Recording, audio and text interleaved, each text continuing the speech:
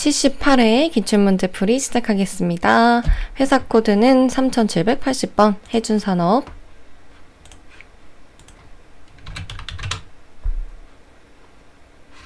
자, 접속했고요. 문제 1번 기초정보관리 문제 보죠.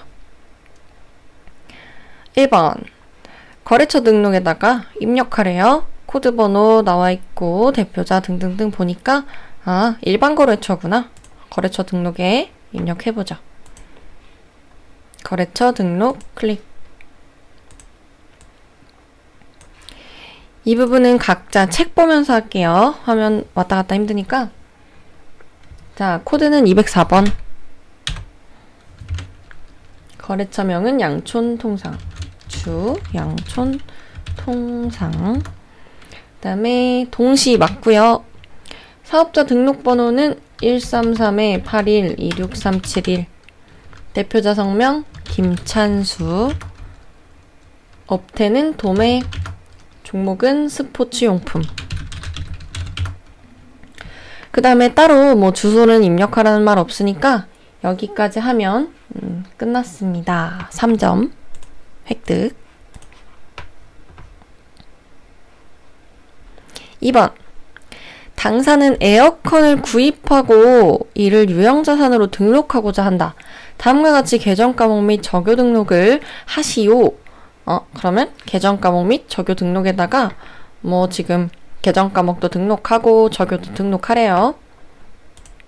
그럼 바로 밑에 계정 과목 및 적요 등록 눌러서 지금 217번 하고 싶어 하죠?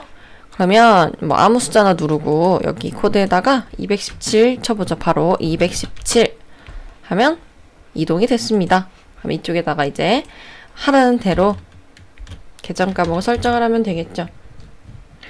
계정 과목 이름은 냉난방설비. 성격은 상각. 1번 상각이라고 써있죠. 그 다음에 현금 적요에다가 나머지는 건드리란 말 없으니까 냅두고 현금 적요에다가 1번에 또 기록을 하래요. 1번 냉난방설비 구입대금 현금 지급.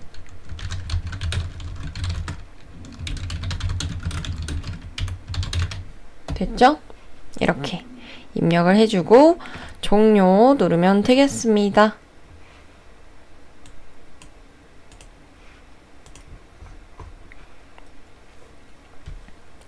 3번 전기분 운반비 판매관리비죠. 계정 과목의 계정별 원장과 증명서류를 일자별로 검토를 했더니 오류가 발견됐대요. 전기분 손익계산서, 잉여금 처분계산서, 재무상태표 중에서 관련된 부분을 수정을 하래요. 일단 계정 과목은 보니까 운반비, 판매관리비인데 금액이 320만원 적혀있지만 올바른 내용은 230만원이다.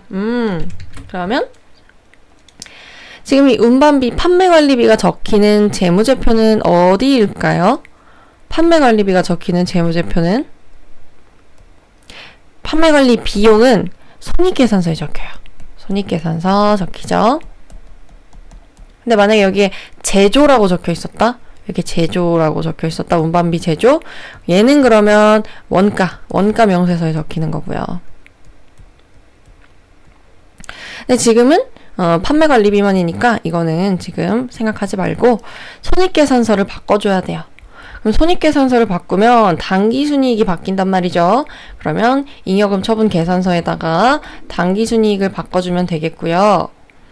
당기순이익 바뀌면 미처분 이익 잉여금 바뀌어요. 그러면 그것을 재무상태표에다가 반영까지 해주면 되겠습니다. 순서가 손익계산서, 잉여금 처분 계산서, 그 다음 재무상태표.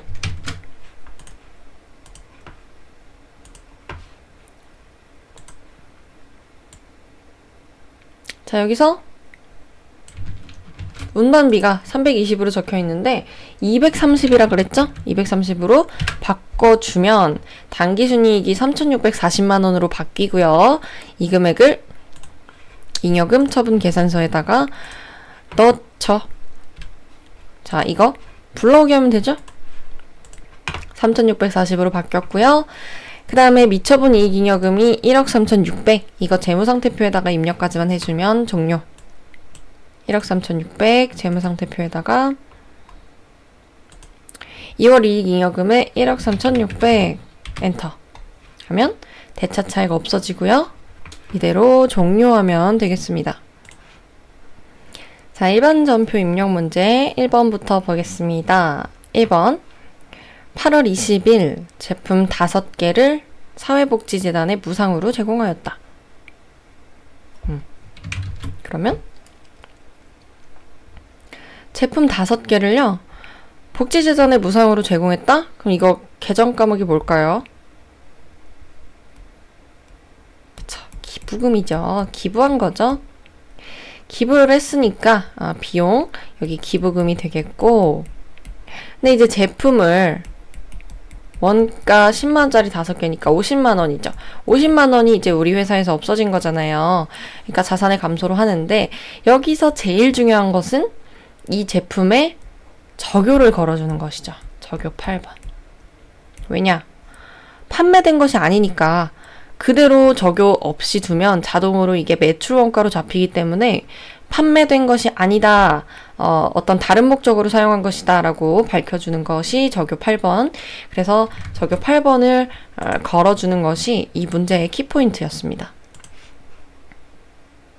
일반 전표 입력에다가 날짜는 8월 20일, 차변은 기부금 50만원, 개변은 제품 50만원, 그리고 적요엔 8번 엔터 걸어주면 되겠습니다. 항상 대변에 이렇게 제품이 나가는 것, 뭐 원재료가 나가는 것, 이런 것들이 적히면 적요를 생각을 해주셔야 돼요. 거의 대부분의 문제는 적요 8번을 걸게끔 나와요. 이 대변의 제품이 오면.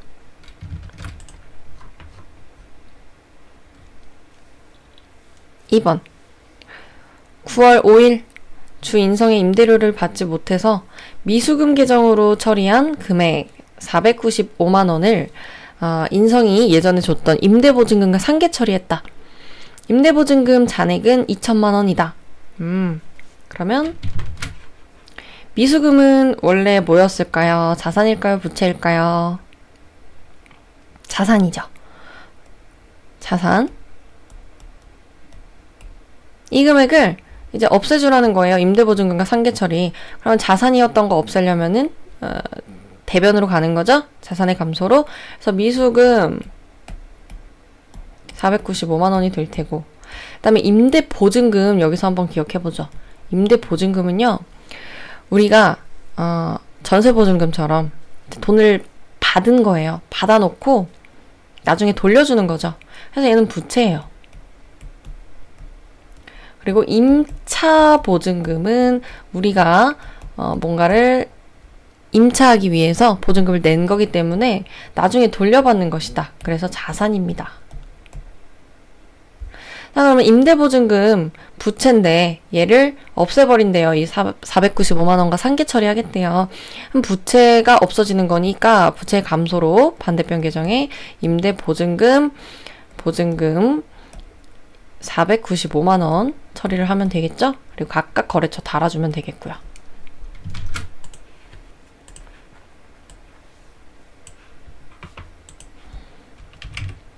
(9월 5일이고요) 미수금 계정 먼저 떨어볼까요? 대변에다가 미수금 계정을 120번 떨어볼게요. 거래처 밝혀줘야 되죠? 누구한테 받을 돈을 못 받은 거였냐? 그러면 주인성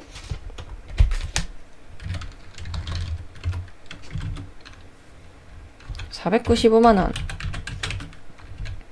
차변의 임대보증금, 얘도 인성 됐습니다. 3번 9월 10일 당사의 최대주주인 김지윤 씨로부터 본사를 신축할 토지를 기증받았다. 토지에 대한 소유권 이전 비용 200만원은 자기 압수표로 지급하였다. 토지의 공정가치는 4천만원이다. 하나의 전표로 입력할 것. 그러면 이 경우에는 우리 기증받았을 때, 무상으로 우리가 어떤 자산을 기증받았을 때 계정 과목이 뭐냐? 첫 번째로 물어보는 거고요. 뭘까요? 기증받았을 때. 기증받아서 이득됐을 때 자산 수증이익이죠. 자산 수증이익을 받았는데요. 하나 더 포인트 뭘 물어봤냐면 여기 있어요. 토지에 대해서 소유권 이전 비용. 소유권 이전 비용 200만 원은 토지를 취득하기 위해서 들어간 부대 비용이란 말이에요. 이거를 수수료 비용 이런 식으로 비용 처리하는 것이 아니고 토지를 취득하기 위한 취득 원가다로 넣어주셔야 되는 거예요. 그래서 토지는 총 4,200만 원이 되는 거고요. 취득한 게. 그리고 이제 자산 수증 이익으로 4천만 원이 되겠고 200만 원은 자기합수표 현금으로 지급했다라고 하니까 여기 4천 그 다음에 200 이렇게 나눠서 분개만 해주시면 되겠습니다. 포인트가 2개가 숨어 있었기 때문에 조금 어려움을 느낄 수 있는 문제였어요. 9월 10일 일단은 뭐 대변에 현금으로 200만 원 지급했죠? 그 다음에 또 대변에 자산 수증 이익 4천만 원. 그리고 이것은 모두 토지의 취득원가다. 이렇게 밝혀주시면 되겠습니다.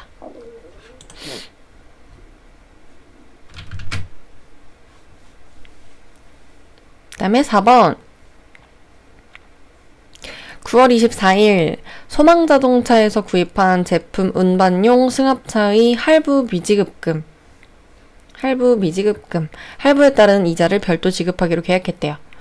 1회분 총액을 대출 상환 스케줄에 따라서 보통예금에서 이체해서 지급했다. 아하, 그러면 미지급금이라고 계상이 되어 있는 것을 매달 조금씩 원금과 이자 해가지고 지급을 하나 봐요. 그랬는데 이번에는 1회분이죠. 9월 24일이니까 이것에 대해서 지급을 했대요. 이 스케줄에 따라서. 그러면 원금은 미지급금이 되겠고 이자는 이자 비용으로 계상을 해주면 되고 이만큼이 실제로 보통예금에서 이체가 됐다라고 체크를 해주면 되겠습니다.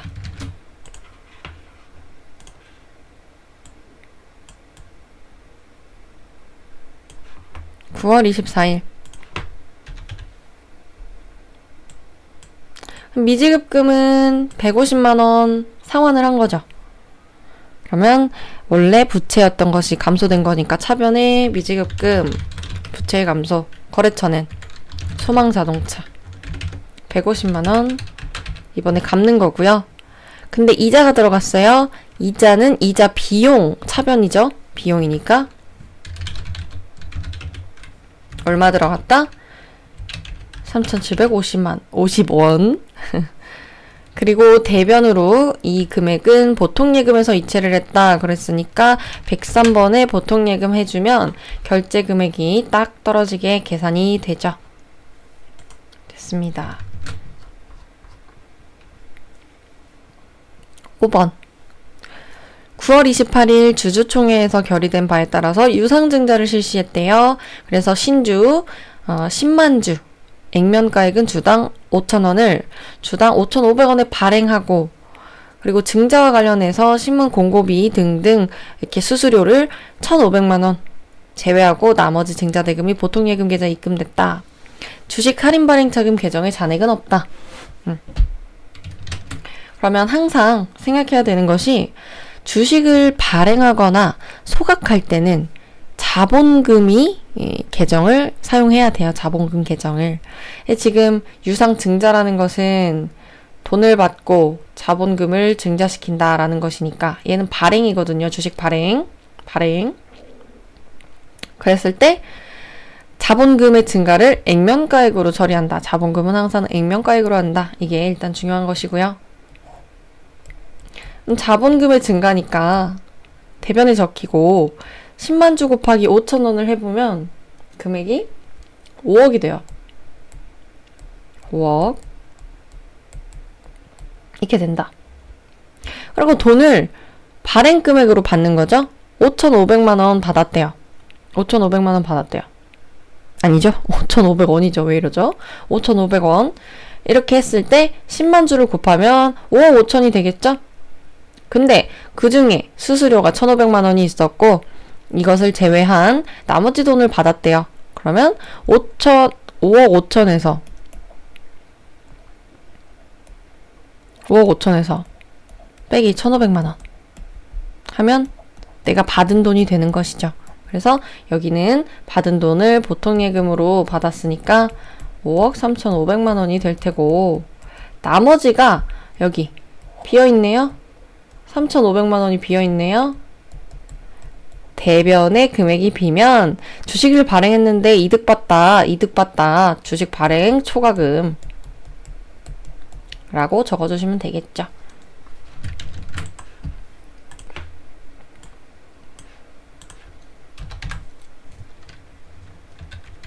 자본금부터 처리를 해보죠. 5억. 그 다음에 주식 발행 초과금.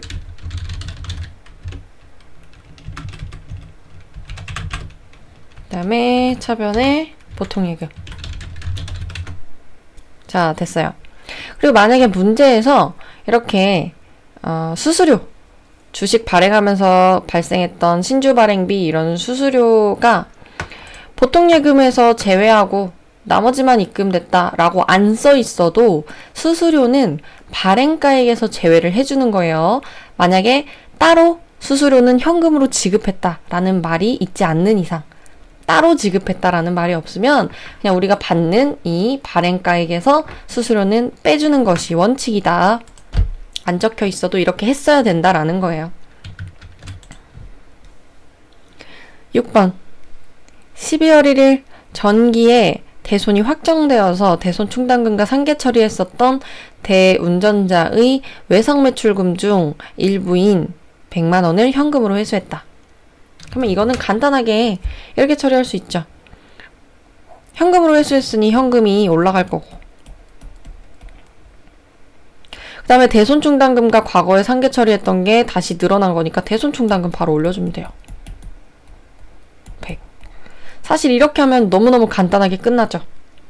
근데 우리는 공부하는 단계니까 한 번 더 왜 그랬는지, 왜 그러는 것인지 생각을 해보자면, 대손 충당금이 대손이 확정이 됐으면 예전에 이렇게 대손 충당금을 상계 처리하고, 그 다음에 못 받을 돈, 외상 매출금 없애버리죠. 그런데 이렇게 해놨던 것이 갑자기 이제 상황이 좋아져서 우리한테 돈을 준 거예요. 못 받을 것으로 100만 원을 기록을 해놨던 것을 상대방이 줬어요. 그러면 그냥 없었던 일처럼 반대로 분개해버리면 되는 거죠. 그래서 외상 매출금 100만 원, 그리고 대손 충당금 100만 원 이렇게 처리를 하는데, 이 외상 매출금은 현금으로 받았다 그랬으니까 이렇게 없애버리고 현금으로 받았다 100만 원 이렇게 처리를 하면, 이거 똔똔이니까 똔똔 해버리면 결국엔 분개가 깔끔하게 현금 100, 대손 충당금 100 이렇게 남는다는 것이죠. 그래서 기계적으로 그냥 현금으로 회수했으니 현금 적고요. 그 다음에 대손 충당금과 상계 처리했던 거 다시 회수했으니 다시 올려주면 되는 거죠. 이렇게.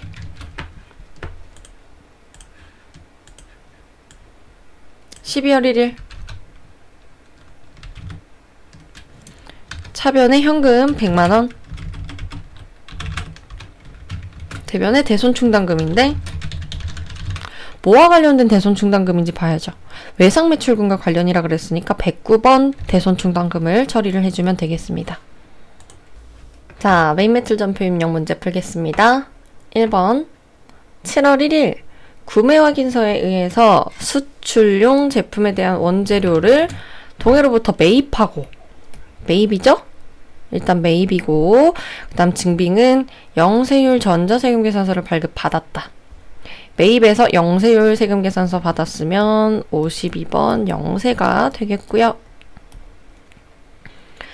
매입대금 중에서 1,300만 원은 운천으로부터 받아서 보관 중이었던 약속어음을 배서양도 하고, 나머지 금액은 6개월 만기 당사의 약속어음으로 지급했다.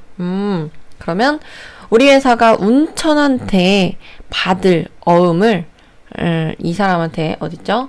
동해한테 줘버렸단 거예요. 그러니까 우리 회사가 받을 어음으로 가지고 있었던 것을, 운천으로부터 받을 것을 줘버리고 나머지는 진짜 우리 회사가 어음을 발행해서 지급을 했대요. 그럼 이거는 이제 지급어음이 되겠죠. 우리 회사 입장에서 지급어음.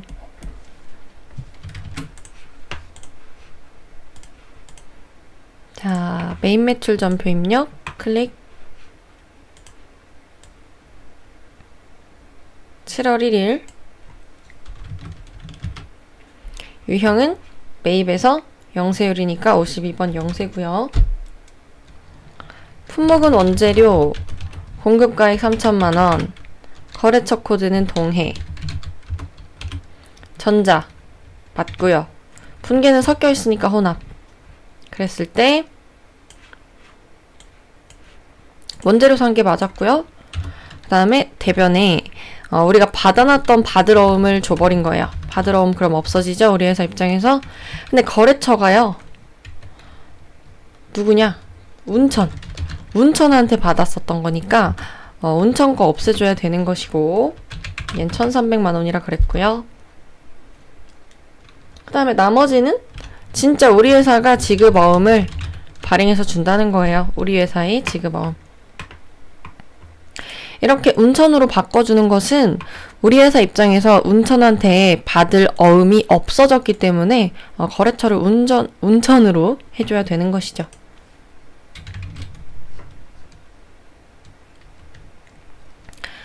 자, 8월 25일 필테크로부터 원재료 200만원 부가세 별도를 현금으로 매입하고 그 다음에 종이 세금계산서를 수취했다. 그러면 매입에서 세금계산서 수취했으면 나올 수 있는 것이 경우의 수가 51번 과세와 54번 불공인데 원재료 샀으니까 그냥 대놓고 51번이죠. 51번이고 대신에 이제 종이니까 전자 여부에다가 부라고만 잘 체크를 해주시면 되겠습니다.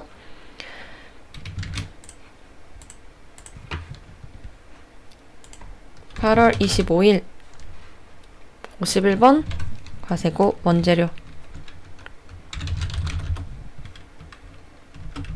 200만원이고요. 거래처 코드는 필테크. 전자가 아닌 거니까 전자가 아닐 땐 0번 부로 체크를 하시면 되겠고 분계는 현금으로 매입했대요. 그냥 깔끔하게 1번 현금 하면 되죠. 깔끔하게 1번 현금. 그리고 원재료 산 거 맞으니까 그대로 두면 되겠습니다.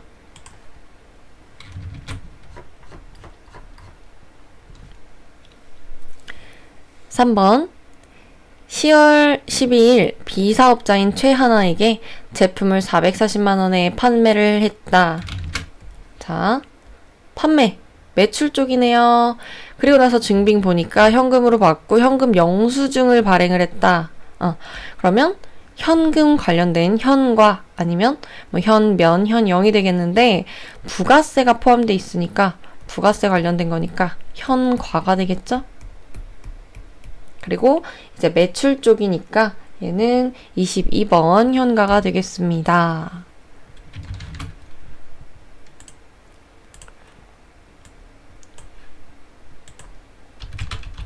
(10월 12일) 매출 쪽 현과 22번.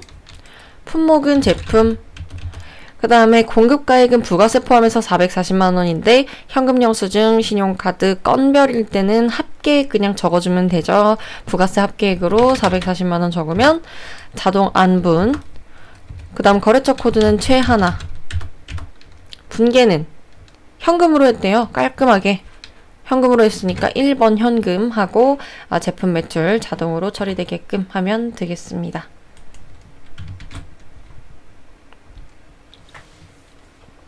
4번 10월 14일 영업부서의 매출거래처에 접대를 하기 위해서 치약 샴푸 세트를 53만원 부가세 별도에 구입하고 매입 쪽이고요. 그리고 증빙은 전자세금계산서 수취했다. 대금은 보통예금으로 지급했다. 매입에서 전자세금계산서 증빙이면 나올 수 있는 경우의 수가 두 가지. 51번 과세와 54번 불공인데 불공 사유인지 볼까요?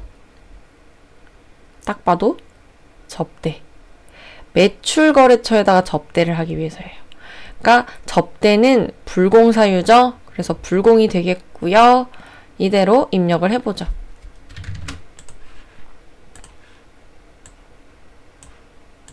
10월 14일 매입에서 불공 54번. 품목은 치약 샴푸 세트. 공급가액은 53만원이고 부가세 별도래요. 거래처 코드는 3마트한테 샀죠. 전자 맞고요. 그 다음에 불공제 사유는 접대비죠. 4번 접대비. 그 다음에 분기는 보통예금으로 지급했으니까 3번 혼합해서요. 먼저 바꿔줘야죠. 우리가 돈을 쓴 이유가 원재료를 샀기 때문이 아니고 접대하려고 접대비로 사용을 한 것이고, 그 다음 500번대냐 800번대냐를 따질 때 매출 거래처이기 때문에 800번대 접대비 사용하면 되죠. 뭐 매입 거래처나 제조 관련 거래처면 500번대지만. 자, 그리고 이것은 보통예금으로 지급했으니까 103번 보통예금 처리해 주시면 되겠습니다. 5번 10월 28일 본사 영업부에서 비품인 업무용 노트북을 명선테크로부터 부가세 포함해서 구입했대요. 일단 매입이고, 그 다음에 카드로 결제했구나. 카드로 결제했대요. 그리고 매입세 공제 요건을 모두 충족함. 매입세 공제 요건을 모두 충족했다는 것은 결국엔 세금, 부가세가 관련이 있다라는 것이죠. 그리고 여기도 있네요. 부가세 포함되어 있다고 하죠. 그러니까 얘는 카드 과세가 되는 것이고, 부가세 관련이니까 카과가 되는 것이고, 구입 쪽이니까 얘는 57번의 카과가 되겠습니다. 10월 28일 매입에서 카드 관련 매입세 공제되는 것 57번 과세. 그 다음에 얘 컴퓨터 샀댔나요? 노트북 5대를 샀는데 뭐 단가는 안 적혀 있으니까 공급가액 그대로 적으면 되겠고요. 카드, 현금 영수증, 건별일 때는 부가세 포함 전체 금액 넣으면 되죠. 550만 원이라고 알려줬어요. 그래서 됐고, 거래처 코드는 명선전자, 명선테크, 신용카드사는 좋은 카드라고 알려줬고요. 분계는 얘 같은 경우에는 혼합으로 해서요. 지금 원재료 산 것이 아니고 노트북 산 거잖아요. 근데 여기 힌트를 줬어요. 비품이라고.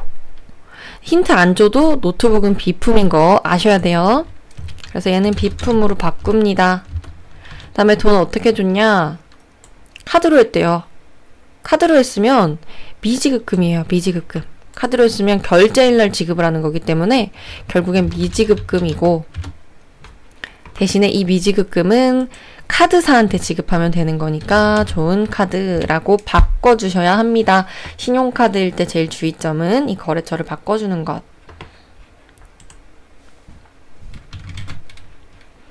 6번 12월 31일 미국 회사인 리얼테크에게 5만 달러의 제품을 직수출하기로 하고 선적했다. 수출, 직수출. 얘 일단 매출이고 직수출이면 16번에 수출하면 되겠습니다. 세금 계산서 의무가 없는 것. 대금은 외상으로 처리했다. 외상. 간단하게 외상 처리하면 되겠네요. 그러면 선적일 현재 기준 환율 1200원씩이니까 한국 원화로 얘를 환전만 하면 되겠죠. 환산만 하면 되겠죠. 곱하면 6천만 원. 이렇게 처리를 해보면 되겠습니다. 날짜가 12월 13일 매출인데 계산서, 세금계산서 의무 없는 것 16번 수출. 그 다음에 품목은 제품이고요. 공급가액이 6천만원. 거래처 코드는 리얼테크. 그 다음에 영세율 구분을 해보죠. 얘는 직수출이라 그랬으니까 1번 직수출. 1번 직수출. 그 다음에 분계는 깔끔하게 아까 외상이라 그랬죠. 외상이니까 2번 외상 처리하면 외상 매출금으로 자동 처리가 되겠습니다. 자, 이제 오류 수정 문제 풀어볼게요. 1번 7월 11일 제조 공장 건물 내에 냉난방 시설을 수리하고 수익적 지출이래요. 여기서 먼저 한번 체크해보자. 수리를 했는데 수익적 지출로 했다. 그러면 얘 계정 과목이 뭐가 될까요? 수익적 지출. 수선비예요. 수선비. 근데 뭐 제조 공장이니까 500번대 수선비가 되겠고, 만약에 자본적 지출이라 그러면 얘는 해당 유형자산에 취득 원가로 넣는 것이에요. 그러니까 냉난방 시설이면은 뭐 에어컨 이런 것이 될 텐데, 얘는 비품이죠. 만약 자본적 지출이었다 그러면 비품으로 기록을 하는 것이고, 수익적 지출이니까 이번엔 수선비로 기록을 하면 되는 것이죠. 아무튼 수리를 하고 대안설비에다가 법인카드로 결제를 했고, 근데 이걸 일반 전표 입력을 했대요. 근데 이 거래는 매입세 공제 요건을 갖추었다. 매입세 공제 요건을 갖췄다는 것은 부가가치세랑 관련이 있다는 거예요. 부가세가 포함이 되어 있는데 그것을 공제받을 수 있다는 거예요.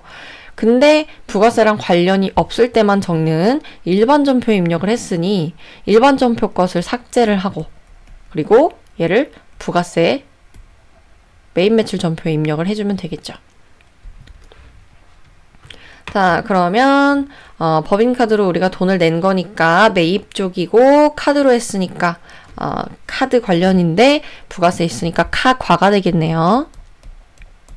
57번 카과가 되겠습니다. 일단 일반 전표 입력 거 지워야죠. 7월 11일. 이거 삭제. 이거 삭제. 그 다음 매입 매출 전표에다가 7월 11일 날 제대로 입력을 해줍니다. 매입이고 카드 관련이고 카과 57번 카과. 냉난방 시설 뭐 수리비 이건 채점 기준 안 들어간다 그랬죠. 그 다음에 공급가액은 아이고 금액을 못 봤죠. 금액을 못 봤는데 금액은 22만 원이었어요. 다 합쳐서 22만 원이었어요. 그러면 얘는 공급가액과 부가세가 포함된 것이 22만 원이니까 카드 현금 영수증 건별은 금액 다 합쳐가지고 넣죠? 그러면 자동으로 부가세가 안분이 되겠습니다. 그 다음에 거래처 코드는 대한설비. 신용카드사는 현대카드. 분계는요 3번 해죠. 혼합으로 해서 얘는 원재료 산 것이 아니고 수선비입니다 밝혀주고요. 500번대 수선비죠. 그 다음에 돈은 카드니까 미지급금 처리하면 되겠습니다. 미지급금. 그리고 제일 중요한 거 거래처. 미지급금의 거래처는 카드회사예요. 카드회사 현대카드. 카드회사에 결제일에 돈을 지급하면 되는 구조니까 거래처까지 바꿔줘야 된다는 것. 조금 어려운 문제였죠. 그 다음에 2번 8월 10일 세금과 공가로 처리했던 금액은 임직원들에게 7월 25일 날 급여를 지급하면서 원천 징수했던 소득세를 납부한 것으로 확인되었다. 들어가 볼까요? 일단 부가세 관련이 없으니까 일반 전표 입력에 7월 25일 한번 먼저 들어가 보죠. 과거에 어떻게 해놨었는지 7월 25일 들어가 보면 아하 예수금으로 53만 6천 원 잡아놓은 것이 있네요. 대변에다가. 근데 8월 10일 보죠. 8월 10일 날 53만 6천 원을 납부를 하는데 이걸 세금과 공가로 잡아놨어요. 아니죠. 예수금으로 잡아놓은 것 납부한 것이니까 예수금으로 바꿔주시면 되겠습니다. 예수금. 자, 계정 과목만 바꾸면 되는 문제. 자, 이제 문제 5번 결산정리사항 보겠습니다. 1번 외상매출금 계정에는 거래처 엔젤에 대한 외화금액 1,000만원, 미화로는 $10,000가 계상되어 있다. 회계기간 종료일 현재 적용 환율은 1달러당 1,080원. 그러면 과거에 이것을 외상매출금으로 기록할 당시에 환율을 먼저 구해봐야겠죠. 얘는 이제 1,000만원 우리 회사에 기록이 되어 있는데 $10,000에 대한 것이었다. 그러면 환율을 구하려면 1,000만원 나누기 $10,000 하면 환율이 1달러당 1,000원이었던 것을 알 수가 있어요. 근데 1,000원이었는데 1달러당 80원씩 올랐네요. 그러면 1달러당 80원씩 올랐고요. 얘는 10,000달러가 있으니까 10,000달러 곱하기 80원 하면 80만 원이 증가했다. 이렇게 알 수가 있죠. 근데 기준이 뭐냐? 외상 매출금이 증가한 거예요. 외상 매출금은 자산이죠? 외상 매출금이라는 자산이 80만 원 증가했다. 그러면 외상 매출금 80. 자산의 증가 차변이죠. 그리고 대변의 금액이 모자르면 무슨 이익이다, 무슨 수익이다. 얘는 외화 환산했는데 이익 났으니까 외화 환산 이익이다. 이렇게 처리를 해주면 되겠습니다.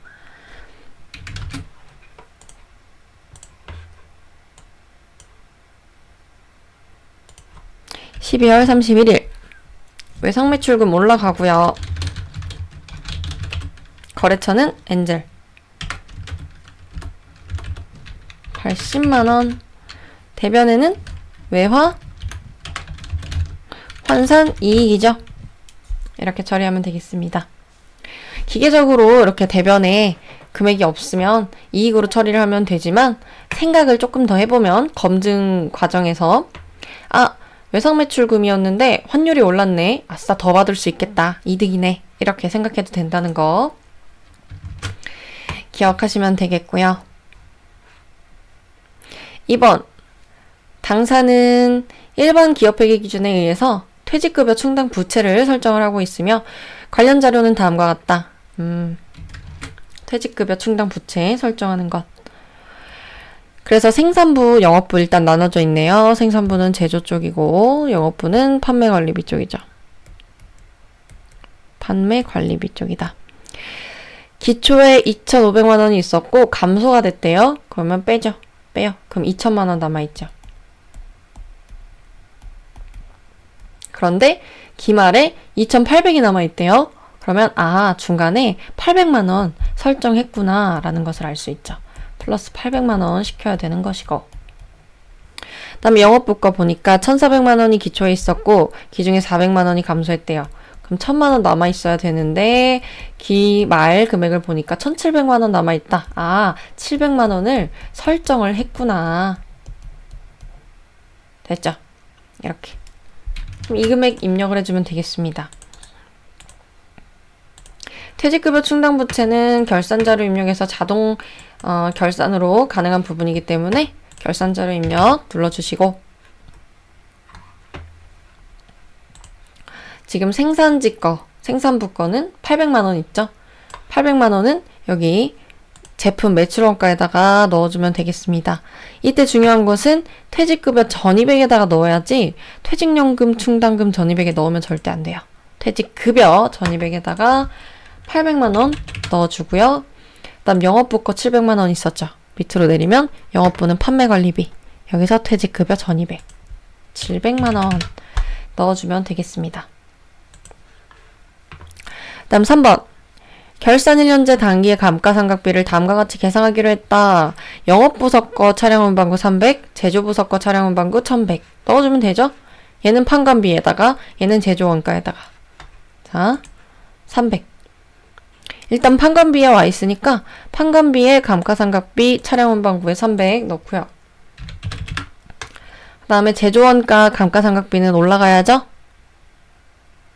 여기 제품 제조원가 매출원가에 감가상각비는 일반 감가상각비 차량운반구 이쪽에 1,100만 원을 넣어줍니다. 이렇게 하고 문제 끝났으니까 전표 추가 완료. 자, 이제 마지막 장부조회 문제 1번. 6월 중 현금으로 지급한 판매비 및 관리비로 분류되는 여비교통비 금액은 얼마인가? 이렇게 현금으로 지급한 거 물어볼 때는 가능성이 현금 출납장이랑 그 다음에 월계표, 다른 것들로도 알 수 있지만 이렇게 크게 두 개예요. 근데 이 중에서 현금 출납장은 어떤 특정한 계정 과목, 뭐 특정한 판매 관리비 이런 것에 대한 금액을 물어보지 않고요. 그냥 우리 회사 통째로 몇 월 달에 얼마가 유입됐는가, 몇 월 달에 얼마가 유출됐는가 통째로 물어봐요. 근데 이렇게 특정 계정 과목에 대해서 현금으로 지급된 것, 뭐 대체 거래로 지급된 것 물어보면 월계표를 들어가시면 되겠습니다. 1계표, 월계표 눌러서 월계표 탭 클릭을 하고 6월 중이라 그랬으니까 6월만 해당되는 것으로 체크를 하고요. 판매 관리비는 밑에 쪽에 있죠. 여기 있고 이 중에 여비교통비고 현금으로 지급한 거 얼마냐? 여기 있죠? 현금으로 지급한 것. 만약에 전액을 물어보면 230만 원인데 현금으로 지급한 것만 물어봤으니까 160만 원이 정답이 되겠습니다. 그 다음 2번. 6월 30일 현재 유동부채 잔액은 얼마인가? 힌트는 여기 있죠? 부채. 자산부채 자본은 재무상태표다. 자산부채 자본은 재무상태표다. 들어가 보죠.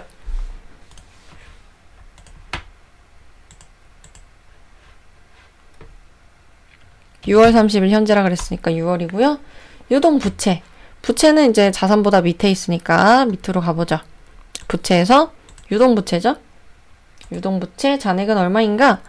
2억 9,910만 9,290원. 이거 금액 적어주시면 되겠습니다.